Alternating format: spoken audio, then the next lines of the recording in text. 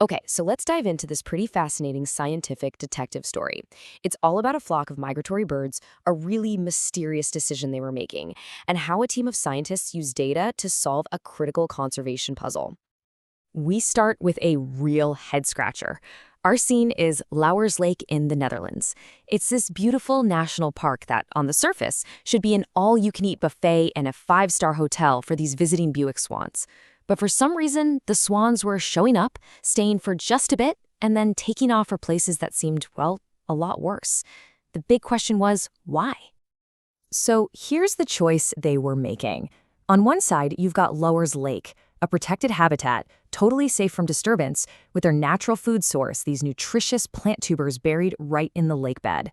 On the other side, nearby farmland, where they could snack on leftover sugar beets after the harvest. Now, to you and me, the choice seems obvious. Stay in the safe park. But the swans were increasingly choosing the fields. It just didn't add up at all.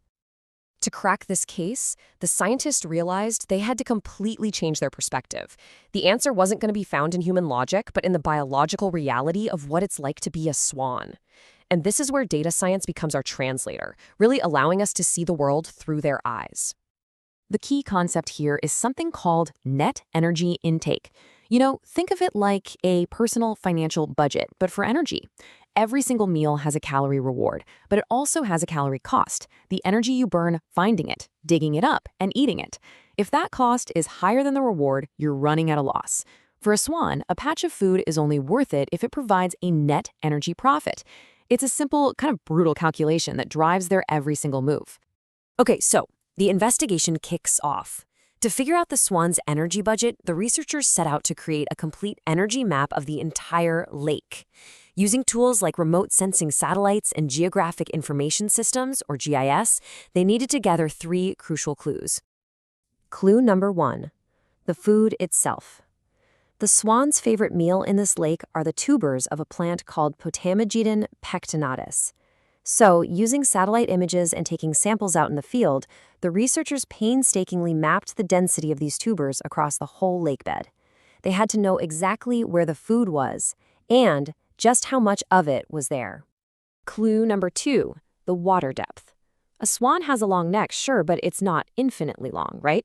Turns out they can only forage down to a depth of about 0.86 meters. Anything deeper is just out of reach. So the team mapped the bathymetry, the underwater landscape of the lake, because every extra centimeter of depth adds to the energy cost of getting to that food. And the final clue was all about the texture of the lake bed. Just imagine trying to dig for potatoes in soft, fluffy sand versus trying to dig them out of dense, heavy clay. It's the exact same for the swans. Digging for those tubers in clay sediment costs them way more energy. So the researchers created this incredibly detailed sediment map of the entire area. So now they have these 3 digital maps: food, depth, and sediment. And with those, the team could finally layer them all together. By combining them, their model could look at any single point in the lake and calculate the precise net energy intake a swan could expect to get there. They had finally built a swan's eye view of the lake's profitability. The model was powerful, no doubt, but it was still missing the motive. Why were the swans actually leaving? Well, the answer, it turned out, came from some previous research, a single critical number that basically represented the swan's breaking point. And here it is. Scientists had already figured out that when the net energy intake from a foraging spot drops below 65 joules per second, Bewick swans just give up. It's simply not worth the effort anymore. They'll pack their bags and fly off to find a more profitable meal, like, say, those sugar beets in the nearby fields. This was the give-up point. This was the key that unlocked the whole mystery. So, armed with this magic number, the researchers could now run their model and instantly see the entire lake divided into 2 categories: profitable areas above 65 joules per second and unprofitable areas below it. They could finally see why the swans were leaving. But then they asked a bigger question. Could they change the map? And they noticed one variable that the park managers had complete control over. That variable was the water level. The park authorities can actually control how much water is in the lake. So the researchers ran simulations. They basically asked their model, hey, what happens to the profitable foraging area if we lower the water level, making it easier for the swans to reach all those tubers? And the results of that simulation were absolutely striking. As this chart shows, at the historical average water level, and even at the park's own target level, the Swans' dinner table was pretty limited. But the model revealed this hidden sweet spot, an optimal water level that could change everything. That optimal level was negative 1.18 meters, relative to the standard reference point. Just by letting a little more water out of the lake, suddenly these vast new areas of the lake bed, areas that were previously too deep or just required way too much energy to dig in, all of a sudden became profitable for the swans. And the difference this made was incredible.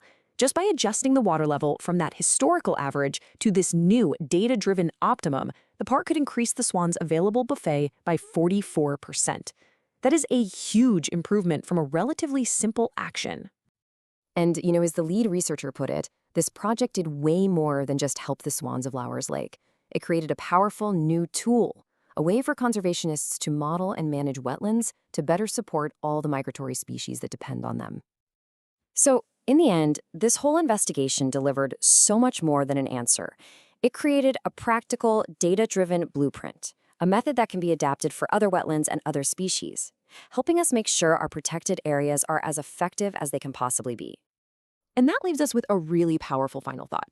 The mystery of the disappearing swans wasn't solved by guesswork. It was solved by translating a landscape into data and then learning to think like a swan.